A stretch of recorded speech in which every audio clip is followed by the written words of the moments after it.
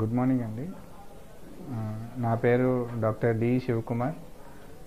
నేను ఈ star Pinnacle heart సెంటర్లో సీనియర్ కన్సల్టెంట్ కార్డియాలజిస్ట్గా పనిచేస్తున్నాను. యాజ్ అన్ ఇంటర్వెన్షన్ కార్డియాలజిస్ట్ కూడా ప్రతి రోజు మేము చాలా హార్ట్ సర్జరీస్ చేస్తుంటాను. ఇప్పటి వరకు 10,000కి పైగా కార్డియాక్ ప్రొసీజర్స్ చేసాం. అంటే యాంజియోగ్రామ్ అనగా, స్టెంటింగ్ అనగా, లేదు కాంప్లెక్స్ స్టెంటింగ్ ప్రొసీజర్స్ కానీ, హార్ట్లో హోల్స్, హార్ట్ ఓపెన్ సర్జరీ కాకుండా తొడవైపు నుంచి బటన్ పెట్టి హార్ట్ హోల్స్ క్లోజ్ చేయడం, పేస్ మేకర్ ఇంప్లాంటేషన్స్, ఇలాంటివి వివిధ అన్ని రకాలైన అడ్వాన్స్డ్ కార్డియాక్ ప్రొసీజర్స్ ఇక్కడ నేను చేస్తుంటాను. ఈరోజు ఈ సత్య ఫర్ ది పీపుల్ అనే ఛానల్ వారు ఇంటర్వ్యూ తీసుకోవడం చాలా మంచిగా అనిపిస్తుంది. ఈ ఛానల్ ద్వారా, ఈ ఇంటర్వ్యూ ద్వారా నేను ప్రజలందరికీ గుండెకి సంబంధించి తీసుకోవాల్సిన జాగ్రత్తలు కానీ, అలాగే హార్ట్ అటాక్ వచ్చినప్పుడు మీరు తీసుకోవాల్సిన జాగ్రత్తలు, హాస్పిటల్కి వెళ్ళే సమయం గురించి కానీ, ట్రీట్మెంట్ తీసుకోవడం గురించి కానీ, అలాగే హార్ట్కి స్టెంట్ కానీ బైపాస్ చేసిన తర్వాత మీరు తీసుకోవాల్సిన జాగ్రత్తలు కానీ ఈరోజు నేను మీతో మాట్లాడతాను. ముందుగా మీకు చెప్పేది ఏంటంటే, ఈ గుండె జబ్బులు అంటే హార్ట్ అటాక్ పర్టికులర్గా ఈ 21వ శతాబ్దంలో చాలా ఎక్కువగా ఉన్నాయి. ఇది మన లైఫ్ స్టైల్ చేంజ్ అవ్వడం వల్ల ఒక ముఖ్య కారణం. అది కాకుండా షుగరు, బీపీ,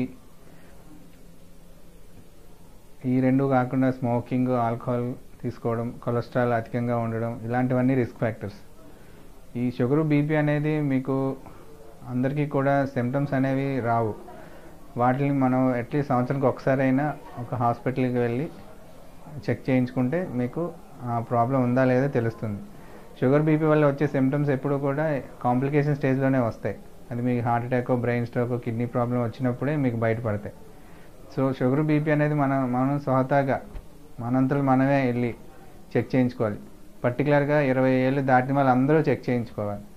అంతేగాని నాకేం జరగదు, నేను చాలా స్ట్రాంగ్గా ఉంటాను అని అనుకోవడం అది తప్పది. అలాగే బీపీ, షుగర్ వచ్చిన వాళ్ళు మందులు జాగ్రత్తగా వాడాలి. 3 నెలలకు ఒకసారైనా డాక్టర్కి చెక్ చేయించుకోవాలి. పర్టికులర్గా షుగర్ ఉన్న వాళ్ళు షుగర్ కంట్రోల్ పెట్టుకోవడం చాలా ముఖ్య గమనిక. ఎందుకంటే షుగర్ ఉంటే మీకు హార్ట్ ప్రాబ్లం వచ్చే రిస్క్ చాలా ఎక్కువ ఉంటుంది. అది 10 సంవత్సరాలు, 20 సంవత్సరాల తర్వాత కావచ్చు. ఈ రోజున మనం బీపీ, షుగర్ కంట్రోల్ పెట్టుకుంటే మనకి 10 సంవత్సరాలు, 20 సంవత్సరాల తర్వాత మనకి కాంప్లికేషన్ వచ్చే రిస్క్ తక్కువ ఉంటుంది. అంతేగాని మనం ఎలాగున్నా పర్లేదు, మనకేం అవ్వలేదు అనుకోవడం చాలా తప్పది. ఎందుకంటే దాని యొక్క ఎఫెక్ట్స్ అనేవి మనకి 10-20 సంవత్సరాల తర్వాతే కనిపిస్తాయి. అప్పుడు మనం చేయగలిగేది ఏమి ఉండదు. డాక్టర్ దగ్గరికి వచ్చి మనం ఎంత బాధపడినా, ఏం చేసినా మందులు ఇచ్చి మీ ప్రాణాన్ని కాపాడడానికి డాక్టర్ ప్రయత్నిస్తారే తప్ప, జబ్బు అనేది ఒకసారి మొదలైతే హార్ట్లో కానీ, బ్రెయిన్లో కానీ, కిడ్నీలో కానీ అది మళ్ళీ వెనక్కి రాదు. అలాగే రెండోది, స్మోకింగ్ అనేది చాలా ప్రమాదం. స్మోకింగ్ ఆపడం అనేది చాలా ఇంపార్టెంట్. ఈవెన్ హార్ట్లో చిన్న బ్లాకేజ్ లేకపోయినా కానీ స్మోక్ చేసే వాళ్ళకి హార్ట్ అటాక్ వచ్చే రిస్క్ చాలా ఎక్కువ. ఈ మధ్యకాలంలో 25 ఏళ్ళ నుంచి 30 ఏళ్ళ లోపల, 40 ఏళ్ళ లోపల కూడా హార్ట్ అటాక్స్ చాలామందికి వస్తున్నాయి. చాలామంది చనిపోతున్నారు. ఇది దేనివల్ల అంటే, ఒకటి స్మోకింగ్ అనే దానివల్ల, రెండవది స్ట్రెస్ అనేది చాలా ఎక్కువగా ఉంది. ఈ 21వ శతాబ్దంలో మనం చేసే పని ఒత్తిడి వల్ల మనం 8 గంటల కన్నా ఎక్కువ పని చేయడం, కొంతమంది ఇంజనీర్స్ కానీ, చాలామంది సాఫ్ట్వేర్ జాబ్స్ కానీ, వాళ్ళు నైట్ అంతా వర్క్ చేస్తారు, డే టైం అంతా రెస్ట్ తీసుకుంటారు. ఈ స్లీప్ ప్యాటర్న్ మారిపోవటం, వాళ్ళ టైమింగ్స్ మారిపోవడం వల్ల వాళ్ళ ఫుడ్ ప్యాటర్న్ మారిపోతుంది, వాళ్ళ రెస్ట్ తీసుకునే టైం తగ్గిపోతుంది, టైంకి తినరు, దానివల్ల స్ట్రెస్ పెరుగుతుంది, దానివల్ల బీపీ వస్తుంది. బీపీ వల్ల కొత్త problems, kidney problem, heart attack రావడం, ఇవన్నీ చాలా ఎక్కువగా చూస్తున్నాం. పర్టికులర్గా ఈ కోవిడ్ వచ్చిన తర్వాత, కోవిడ్ వల్ల కాదు హార్ట్ అటాక్ నేను చెప్పేది, ఈ కోవిడ్ వచ్చిన తర్వాత మొత్తం ప్రపంచంలో మనం జరిగే పరిణామాలన్నీ మారాయి. అది మనం చేసే వృత్తి కానీ, అది ఎకనామిక్గా కానీ, అన్ని విధాలుగా. సో ఈ ఇంబ్యాలెన్స్ వల్ల అందరూ ఎక్కువగా పని చేయడం, ఆన్లైన్లో వర్క్ చేయడం, ఎక్కువసేపు సిస్టమ్ ముందు కూర్చొని పని చేయడం, దానివల్ల ఫిజికల్ యాక్టివిటీ లేకపోవడం, స్ట్రెస్ పెరగడం, వీటి వల్ల కూడా చాలా ఎక్కువగా హార్ట్ అటాక్స్ చూస్తున్నాం ఈ మధ్యకాలంలో. ఈ అన్ని రిస్క్ ఫ్యాక్టర్స్ అన్నీ కలగలిపి కంట్రోల్ పెట్టుకోవాలి. అట్ ద సేమ్ టైం మీరు ఎక్సర్సైజ్ కూడా రోజుకి ఒక అరగంట సేపు చేస్తే చాలు. వారానికి 5 రోజులు అరగంట సేపు అంటే 30 నిమిషాలు చేస్తే చాలు. మీకు గుండె జబ్బుల రిస్క్ చాలా మట్టుకు తగ్గుతుంది. సో ఇవన్నీ మీరు తీసుకోవాల్సిన జాగ్రత్తలు, పర్టికులర్గా హార్ట్ అటాక్ రాకుండా ఉండడానికి కానీ, హార్ట్లో బ్లాకేజ్ ఫామ్ అవ్వకుండా ఉండడానికి. అలాగే ఇప్పుడు హార్ట్ అటాక్ వచ్చింది అనుకోండి సపోజ్, అప్పుడు మనం ఏం చేయాలి, ఎంత తొందరగా హాస్పిటల్కి వెళ్ళాలనేది మీకు చెప్తాను. ఈ హార్ట్ అటాక్ అనేది గుండెలో మధ్యలో బరువుగా పట్టినట్టు కానీ, పీకినట్టు కానీ, చాలాసార్లు గుండె ఇదంతా మంట వచ్చినట్టు కూడా ఉంటుంది. అలా మంట వచ్చినప్పుడు మనం ఏంటంటే ఇది గ్యాస్ట్రిక్ ప్రాబ్లం అనుకొని ఇంట్లోనే ఒక ఈనో తీసుకునో లేదా ఒక గ్యాస్ట్రిక్ ట్యాబ్లెట్ వేసుకొని సరే ఒక పూట చూద్దాం, తగ్గపోతే అప్పుడు వెళ్దాం హాస్పిటల్కి, అలా అనుకోవడం చాలా తప్పది. ఇప్పుడు అది నిజంగా గ్యాస్ట్రిక్ ప్రాబ్లం అవ్వచ్చు, చాలాసార్లు హార్ట్ అటాక్ కూడా అవ్వచ్చు. అది నేను ఎందుకు ఇది చెప్తానంటే, హార్ట్ అటాక్ అయ్యింది అనుకోండి, మీరు 4 hours 6 hours మీరు ఇంట్లో రెస్ట్ తీసుకొని డిలే చేయడం వల్ల మీ హార్ట్ చాలా మట్టుగా డ్యామేజ్ అయిపోతుంది. మీరు తర్వాత హాస్పిటల్కి వెళ్ళినా మేము సాధ్యమైనందుకు ప్రయత్నిస్తాం, కానీ హార్ట్ పోయిన మజిల్ మళ్ళీ వెనక్కి రాదు. హార్ట్ మజిల్ డ్యామేజ్ అయితే అది కంప్లీట్గా బ్యాక్ రాదు.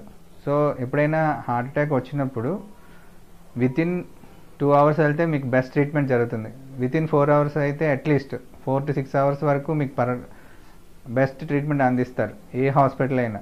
అది ఎండి ఫిజిషియన్ అయినా పర్వాలేదు, ఒక కార్డియాలజిస్ట్ దగ్గరికే వెళ్ళాల్సిన పని లేదు. మీరు దూరంగా టౌన్స్లోనో విలేజెస్లో ఉంటే మీకు దగ్గరున్న ఎండి జనరల్ ఫిజిషియన్ దగ్గరికి వెళ్తే వాళ్ళైనా మీకు ట్యాబ్లెట్స్ ఇచ్చి ఒక క్లాట్ లైసిస్ ఇంజెక్షన్ ఉంటుంది. ఇప్పుడు లేటెస్ట్ టెక్నాలజీ చాలా ఎక్కువ పెరిగింది. సో ఆ క్లాట్ లైసిస్ ఇంజెక్షన్ తీసుకొని అప్పుడు మీరు ట్రీట్మెంట్ తీసుకోవచ్చు. మీరు ఈ గుండె నొప్పి వచ్చిన తర్వాత మొదట 6 గంటలు అనేవి చాలా ఇంపార్టెంట్. అది మీ లైఫ్ని డిసైడ్ చేస్తుంది.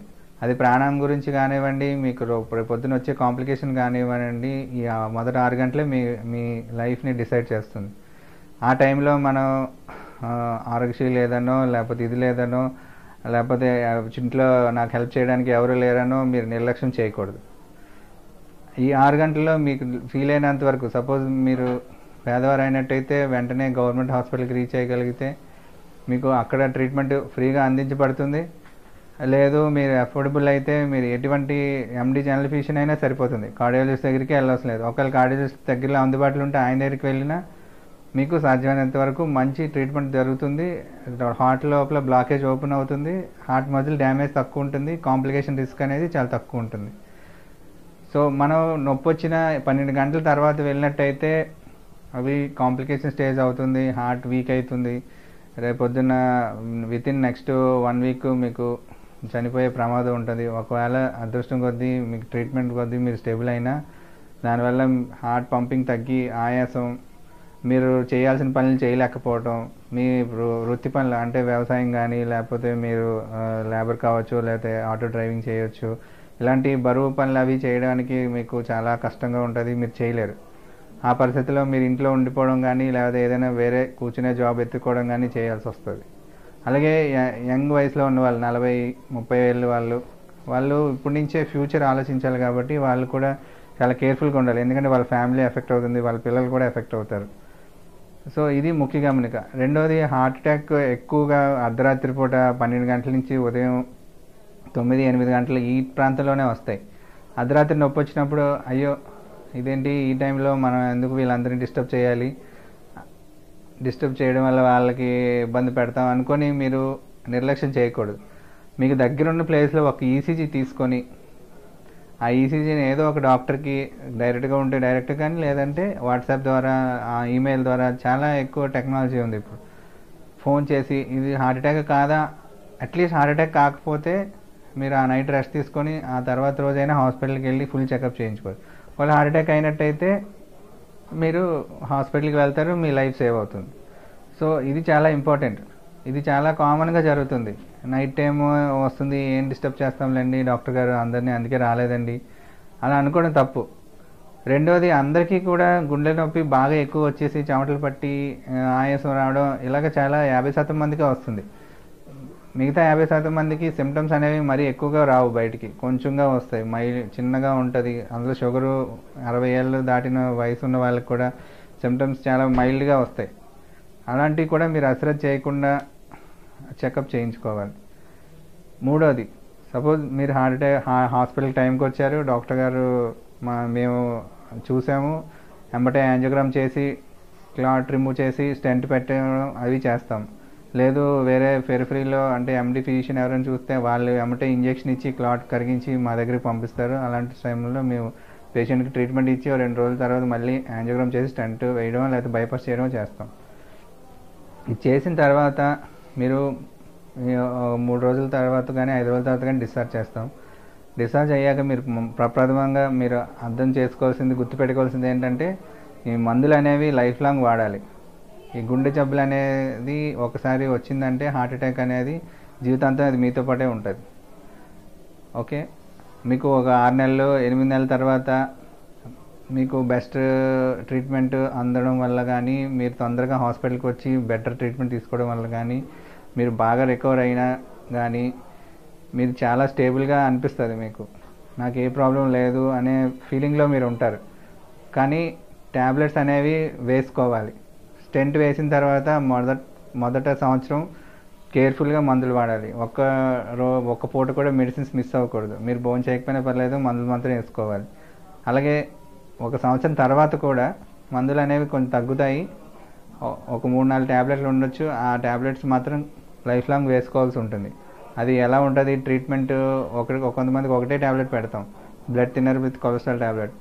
అదైనా అట్లీస్ట్ మీరు మెయిన్ గుర్తుపెట్టుకోవాల్సింది బ్లడ్ థిన్నర్, కొలెస్ట్రాల్ అంటే ఇజోస్ప్రిన్, క్లోపిడోగ్రెల్, అలాగే కొలెస్ట్రాల్ ట్యాబ్లెట్. ఈ 3 మాత్రం ఎక్కడ మిస్ అవ్వకూడదు. డాక్టర్ చెప్పినట్టు వేసుకోవాలి లైఫ్ లాంగ్. ఎందుకంటే సపోజ్ మీకు 35 ఏళ్ళలో ఒక స్ట్రోక్ వచ్చింది అనుకోండి, మళ్ళీ నెక్స్ట్ 10 ఇయర్స్లో ఇంకో స్ట్రోక్ వచ్చే రిస్క్ చాలా ఎక్కువ ఉంటుంది. రొటీన్ జనరల్ పాపులేషన్కి అయితే 5%, బట్ ఇంకా ఎక్కువ ఉంటుంది. సో ఈ స్ట్రోక్ ప్రివెన్షన్ అంటే బ్రెయిన్ స్ట్రోక్ కూడా రావచ్చు, లేకపోతే కిడ్నీ ప్రాబ్లం రావచ్చు, లేకపోతే కాళ్ళలో ఎక్కడైనా బ్లాక్ అవ్వచ్చు. సో బ్లడ్ థిన్నర్ అనేది వేసుకుంటే మీకు లాంగ్ టర్మ్ రిస్క్ చాలా తక్కువ ఉంటుంది. అలాగే బైపాస్ అయిన వాళ్ళైనా కానీ మందులు జాగ్రత్తగా వేసుకోవాలి. చాలా కామన్గా మేము చూస్తాము, 1 సంవత్సరం 2 సంవత్సరాలు అయిన తర్వాత పేషెంట్ అసలు కనిపించరు. ఎప్పుడో మళ్ళీ ప్రాబ్లం ఎప్పుడో వస్తుంది 2-3 సంవత్సరాలు పోయాక, అప్పుడు కనిపిస్తారు. డాక్టర్ గారు నాకు ఇలా అయిందని, మందులు వాడుతున్నారంటే వాడట్లేదని. సో ఇలాంటి పరిస్థితి వల్ల ఏమవుతుందంటే హార్ట్ ఇంకా వీక్ అయ్యి మీకు ప్రాణానికి ప్రమాదం కూడా జరగవచ్చు. దీనివల్ల మీకు అనేక ప్రాబ్లమ్స్ ఫేస్ చేస్తారు. మనం ప్రాబ్లం వచ్చిన తర్వాత డాక్టర్ కూడా చేయగలిగేది ఎక్కువగా ఏమి ఉండదు. ప్రివెన్షన్ అనేది బెటర్ దాన్ క్యూర్ అని అంటారు. అంటే మనం ప్రాబ్లం వచ్చే ముందే దాన్ని నివారించడం చాలా ముఖ్యం. సో ఇది మీరు గుర్తుపెట్టుకోవాల్సింది. అలాగే మన ఛానల్ మెంబర్స్ అడుగుతున్నారు కొన్ని ప్రశ్నలు. ఒకటి, సపోజ్ బయట ఎక్కడైనా గుండెలో నొప్పి వచ్చి సడన్గా అన్కాన్షియస్ అయిపోతే, స్పృహ పడిపోతే ఏం చేయాలి? ముఖ్యంగా ఏంటంటే అలాంటి టైంలో మీరు మెడ దగ్గర నరాన్ని వేలు పెట్టి మీరు చూస్తే మీకు పల్స్ తెలుస్తుంది. పల్స్ తెలుస్తుంది అంటే పేషెంట్ యొక్క హార్ట్ పనిచేస్తుందని. సో ఈ లోపల మీరు అంబులెన్స్ పిలిచి, అంబులెన్స్లో టెక్నికల్ పర్సన్స్ ఉంటారు, వాళ్ళకి షిఫ్ట్ చేయొచ్చు. ఇక్కడ మెడ దగ్గర పల్స్ తెలియట్లేదు, మనిషి పిలిచిన పలకట్లేదు, కళ్ళు కూడా తెరవట్లేదు అంటే హార్ట్ స్టాప్ అయినట్టు. అలాంటప్పుడు ఈ మధ్య భాగంలో మీ చేతులు 2 ఇలా పెట్టి మీరు ఎడం వైపు వెళ్ళి ఇది ఉంది కదా, దీన్ని ఈ స్టెర్నమ్ అంటారు, దీన్ని బ్రెస్ట్ బోన్, దీని మీద పెట్టి కంప్రెషన్ ఇవ్వాలి. అది కుడివైపు అయినండి ఎడం వైపు అయినండి, ఎక్కువగా కుడివైపు నుంచి ఎడం వైపు కంప్రెషన్ ఇస్తాం. సో అది ప్రతి నిమిషానికి 30 సార్లు ఇవ్వాలి. అది 30 నిమిషం తర్వాత మళ్ళీ నోరు పెట్టి గాలి వదలడం కానీ, లేకపోతే లక్కీగా మీకు అదే టైంలో అంబులెన్స్ వచ్చినట్టయితే అందులో బ్రీతింగ్ మాస్క్ ఉంటుంది, దాంతో ఇవ్వడం కానీ చేయాలి. అలాగా రిపీట్ చేస్తూ ఉండాలి. ఈ లోపల మీ పక్కన ఉన్న వాళ్ళు ఎవరైనా అంబులెన్స్కి ఫోన్ చేయాలి. అంటే మన దగ్గర 108 ఉంటారు, వాళ్ళకి ఫోన్ చేసి పిలవాలి. దీన్నే సిపిఆర్ ప్రోటోకాల్ అంటారు, కార్డియో పల్మనరీ రిససిటేషన్ అని.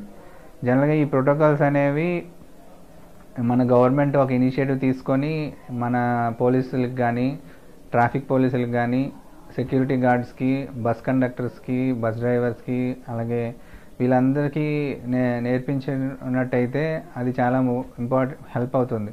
ఎందుకంటే out of hospital cardiac arrest అంటారు దీన్ని. అది ఎక్కడైనా రోడ్డు మీద జరిగినప్పుడు వీళ్ళే ఫస్ట్ అటెండర్ అవుతారు, ఎందుకంటే వాళ్ళే అక్కడ ఉంటారు కాబట్టి. సో వీళ్ళకి మనం సిపిఆర్ ప్రోటోకాల్ అనేది నేర్పించాలి.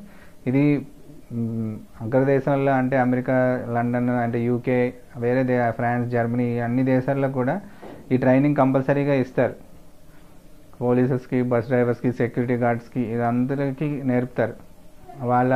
అండ్ ఈవెన్ డిఫిబ్రిలేటర్ మిషన్స్ అని ఉంటాయి. అవి మన టెలిఫోన్ బూత్స్ లాగా చాలా ప్లేసుల్లో రోడ్డు మీద అలా అమర్చి ఉంటాయి. అవేంటంటే అవి డైరెక్ట్గా మీ బాడీ మీద పెడితే ఆటోమేటిక్గా మిషనే రీడ్ చేసుకొని ఎప్పుడు షాక్ ఇవ్వాలి, ఎప్పుడు ఇవ్వకూడదు అనేది, ఇది ఎప్పుడు సిపిఆర్ చేయాలని కూడా అదే చెప్తుంది ఆటోమేటిక్గా. మీ హార్ట్లో ఈసీజీ రికార్డింగ్ బట్టి అది చెప్తుంటుంది. కంప్రెషన్ ఇవ్వండి అంటే అది మన కంప్రెషన్ ఇవ్వచ్చు, షాక్ ఇస్తున్నామంటే మన పక్కకి వెళ్తే అదే షాక్ ఇస్తుంది. సో ఆ టెక్నాలజీ అనేది మన ఇండియాలో ఇంకా డెవలప్ అవ్వాలి, అలాగే గవర్నమెంట్ ఇనిషియేటివ్ కూడా కావాలి. రెండోది, అలా జరిగినప్పుడు ఇమీడియట్గా అంబులెన్స్లో ట్రాన్స్ఫర్ చేస్తే అంబులెన్స్లో టెక్నికల్ పర్సన్స్ ఉంటారు కాబట్టి వాళ్ళు వెంటనే నోట్లో గొట్టం పెట్టి ఫర్దర్గా సిపిఆర్ ప్రాసెస్ చేయడం, హాస్పిటల్ ట్రాన్స్ఫర్ చేయడం వాళ్ళు చేస్తారు. అలాగే ఇంకో క్వశ్చన్ అడిగారు, డైట్ గురించి ఏం జాగ్రత్తలు తీసుకోవాలి. మీరు హార్ట్ ప్రాబ్లం రాకుండా ఉండాలి అంటే మనం ఫస్ట్ ఏంటి తెలియాల్సింది, టైంకి తినాలి. అది గ్యాస్ట్రిక్ ప్రాబ్లం కూడా రాకుండా ప్రివెంట్ చేస్తుంది, టైంకి తినాలి. రెండోది, తినే ఫుడ్లో కార్బోహైడ్రేట్ కానీ ఫ్యాట్ కానీ బాగా తగ్గించుకోవాలి. కార్బోహైడ్రేట్ అంటే తెల్లగా ఉన్నవన్నీ, అంటే షుగరు, రైస్, స్వీట్స్, ఇవన్నీ కూడా సాధ్యమైనంత తగ్గించాలి. ఎందుకంటే ఈ కార్బోహైడ్రేట్ అనేది మనం బాడీలోకి వెళ్ళి అది కొలెస్ట్రాల్గా మారుతుంది. మనకి ఎంత అవసరమో అది మన పని బట్టి మనకు తినాలి. సపోజ్ ఇప్పుడు వ్యవసాయం చేసుకునే రైతు ఉన్నారనుకోండి, వాళ్ళు ఎక్కువ కార్బోహైడ్రేట్ తినొచ్చు, ఎందుకంటే వాళ్ళు ఎక్కువ కష్టపడి ఎక్కువ క్యాలరీస్ బర్న్ చేస్తారు కాబట్టి. అదే ఒక డెస్క్ జాబ్ చేసుకునే పర్సన్, అంటే ఇంజనీర్ కానీ లేకపోతే ఒక ఎంఆర్ఓ ఆఫీస్లో కానీ కలెక్టర్ ఆఫీస్లో కూర్చొని పనిచేసేవారు, వాళ్ళకి కార్బోహైడ్రేట్ చాలా తక్కువ అవసరం, ఎందుకంటే వాళ్ళు కూర్చుని పనిచేసే జాబ్ కాబట్టి క్యాలరీస్ బాగా తక్కువ తీసుకోవాలి. అలాగే నాన్ వెజ్, ఈ ఫాస్ట్ ఫుడ్స్ కానీ, రీహీటెడ్ ఆయిల్లో వేపిన ఫుడ్స్ కానీ ఇవి చాలా తగ్గించాలి. వీటి వల్ల కొలెస్ట్రాల్ పెరగడమే కాదు, బాడీలో ఆక్సిడేటివ్ స్ట్రెస్ పెరుగుతుంది, దానివల్ల కూడా హార్ట్ అటాక్ వచ్చే రిస్క్ ఎక్కువ ఉంటుంది. ఎక్కువగా పళ్ళు, ఆకుకూరలు, కాయగూరలు, ఈ జొన్నలు, ఓట్స్, రాగి మాల్ట్ ఇలాంటివి తీసుకుంటే హెల్త్కి మంచిది. రెండోది, ప్రోటీన్ ఫుడ్ కూడా తీసుకోవచ్చు. ఇవన్నీ డైట్ గురించి మీకు చెప్పాను. మీరు అందరితో మాట్లాడడానికి సత్య ఛానల్ వాళ్ళు నాకు ఈ అవకాశం ఇచ్చినందుకు చాలా ధన్యవాదాలు. నేను వైజాగ్ స్టార్ పినాకిల్ హార్ట్ సెంటర్లో ఎప్పుడు అవైలబుల్గా ఉంటాను. మీకు ఎటువంటి ప్రాబ్లమ్స్ ఉన్నా మీరు నన్ను సంప్రదించవచ్చు. నమస్తే అండి, డాక్టర్ శివకుమార్, కార్డియాలజిస్ట్.